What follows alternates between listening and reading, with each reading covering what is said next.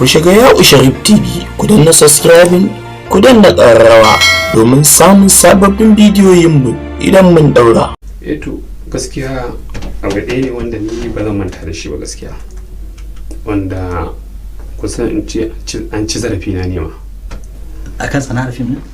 Waka ce To kan waka wata baiwa Allah ta bani waka mata, to ita ba nan take ba, kanwar matar wani babban polis ne gaskiya, kuma bikin ya kusa. Ta bani waka muka yi ciniki da ita, ta biya ni. Turan da zan kai mata waka don gidan polis na suke garin gidan, ran da zan kai mata wakar shi kuma sai Allah ya sa yana gida. shi mai gidan kamar ranar Sunday ne haka, yana zaune a waje haka shi da mutane suna fira, sai na kira ta a waya, sai ta fito, sai na ba ta place ɗin waƙar CD kenan na waƙar nata, sai ta ce ta gode, ta yi godiya, muka yi sallama, ta shiga gida. To har na juya ma na fara tafiya, sai ya sa cikin 'yan sandan da suke gadin gidan sai ya sa wani ya kira ni, sai na ce to ba matsala. sai na ji ina zuwa, kawai bai tambaye ni ba, bai ji dalili ba, kawai hawa da duka da tokari da komai da komai ma. To ni abin yana ban mamaki, me yasa ba za a tsaya a ji me ya kawo ni ba, bai ma saurare ni ba. Sai ya haɗa ni da wani ɗan sanda, aka sani a mashin, suka sana tsakiya, mu je police station na Rigasa. Kafin mu isa ya riga ya kira DPO a waya, kawai ina zo a kulle ni. Dai ba tambayi me faru ba tambayi me faru ba. Muna zuwa aka aje ni a bayan kanta, sai DPO ya zo, yana zuwa sai ce to an ce ya kulle ni, amma shi bai ma san me ya faru ba. Sai tambaye ni me yake faruwa, yana ce me ni waka nake yi, kuma an bani waka ne kanwa matarsa, na riga na yi wakan na kawo mata, amma bai tambaye ni ba, ya hauna da duka. Sai DPO ya ce to me shaida ta hakan, to list din da ta bani na sunayen waɗanda za su a wakan yana a jihuna ban mata ba, kuma bai faɗa can wanda aka dinga tambula.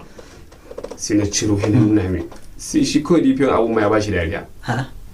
Sai to ai wannan ba wani abu ne, to in zai kulle na, amma sai an taho da yarinya a ji me dalili. Ashe shi ya ce ma DPO na hana kama mata shi aure. Ita shi ba haka aka gaya mai ba. To aka ya taho da yarinyan, kuma ya ƙi wari a taho da yarinyan. Sai DPO ya ce in tafi kawai abuna, tafi. To shi ne abin da gaskiya duk sai na tuna shi ma cire yake, mun shirya da shi sosai, muna gaisuwa ma daga baya da ya zo ya fahimci ba mai kashe aure ba ne. To masu kallon da sauraron mu, idan kana da sha'awar za ka yi ma shi wannan gwarzo na mu tambaya, wato Ya'u Sharif, za ka iya turawa sako rubutacce akan namban waya ta 0803389154. Zan sake maimaitawa a takaice 0803389154. Sannan kafin nan za mu buɗe lambar waya idan lokaci ya yi, wanda za mu baiwa masu kallon da sauran mu dama su kira waya kai tsaye domin yin tambaya ga shi bakonmu. Amma kafin mu kai ga batun buɗe shi layin waya, wacce mun ji wani abu na damuwa ne, wani abu ne kuma za ka iya tunawa shi a cikin sana'ar ku ta waka da fim, wanda kusan da ka tuna shi za ka ji daɗi a ranka tun da bancan an sha ta mola. To gaskiya farko dai babu abin da yake min daɗi a raina, illa in ji mutane ko sun kira ni a waya, sai sun kira ni ne mu gaisa, su mun fatan alkhairi. To abin yana min daɗi sosai gaskiya, ko da mutum ko zai.